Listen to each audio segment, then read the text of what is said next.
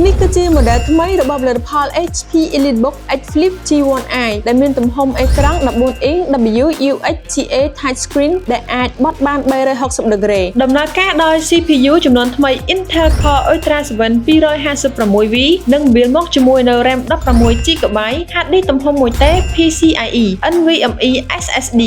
ប្រព័ន្ធប្រតិបត្តិការរបស់វាដោយ Windows 11 Pro Connect ជាមួយ Next Gen WLAN និង Bluetooth និងមានកាមេរ៉ាប្រភេទ IR Webcam សម្រាប់ laptop មួយនេះផងដែរត្រូវបានបង្កើតឡើងដែលផ្ដោតសំខាន់ទៅលើការងារអាជីវកម្មដោយវាអាចប្រើប្រាស់ជាលក្ខណៈ laptop mode ហើយក៏អាចប្រើប្រាស់ជាលក្ខណៈ tablet mode ក៏បានដែរមិនតែប៉ុណ្ណោះសម្រាប់ model មួយនេះក៏មានការធានាជូនរហូតដល់រយៈពេល 3 ឆ្នាំដែលអាចរកជាបានតាមរយៈ App iElectronic ឬក៏ក្រុមហ៊ុន iElectronic ទាំងពីរទីតាំងដែលមានអាសយដ្ឋាននិងលេខទូរស័ព្ទដូចខាងក្រោម